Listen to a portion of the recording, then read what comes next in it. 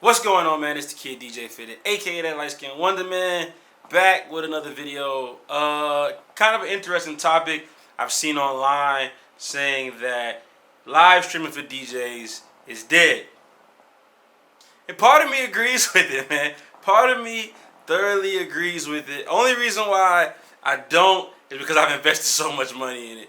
And I'll break down in this video everything that I've invested money in as far as doing all this live streaming as a DJ. Now, don't get me wrong, I can definitely use a lot of the things that I purchased for other, instances, whether it be the cameras that I use, the computer that I use, the DJ equipment, so on and so forth, man. So sit back and enjoy this video, man.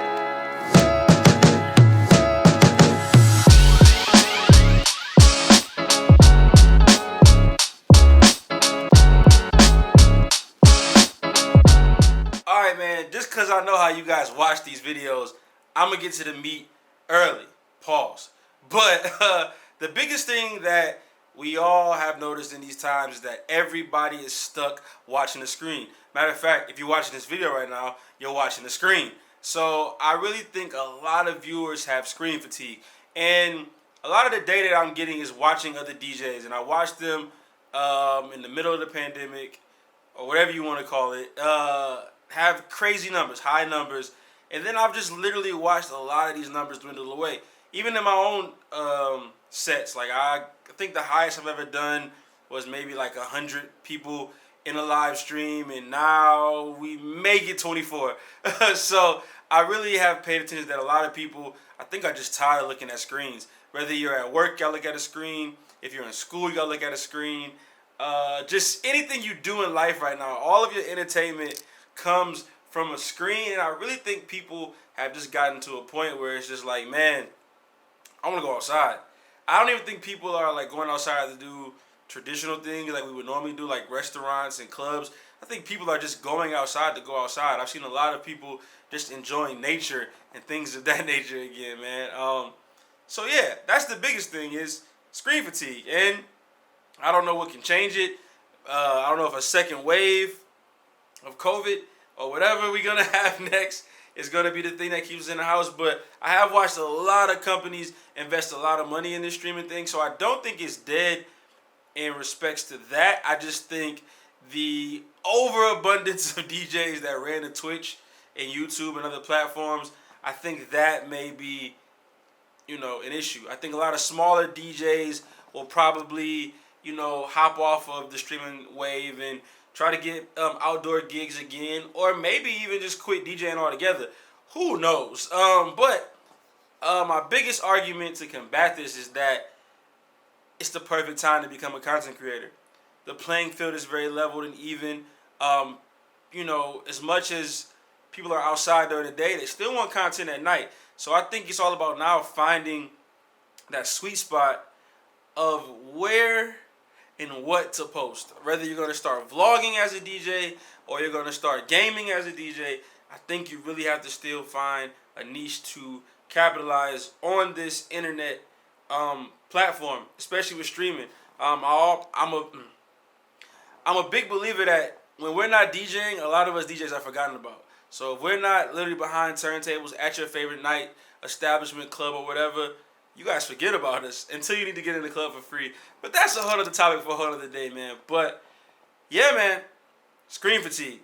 All right, guys. So the second thing, or the second biggest issue I can see why live streaming for DJs is dying is because of lack of financial gain.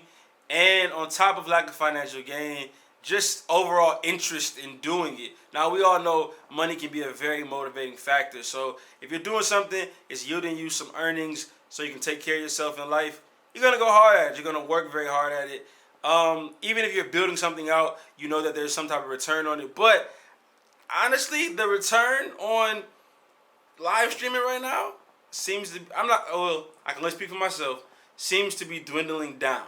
It's not non-existent, but it's not as high for me personally as it was in the beginning. And I'm pretty sure some other DJs may be feeling the effect of that. One, we have to look at our economy overall, that money just isn't flowing as it should. And then some of the money that is flowing, people are scamming.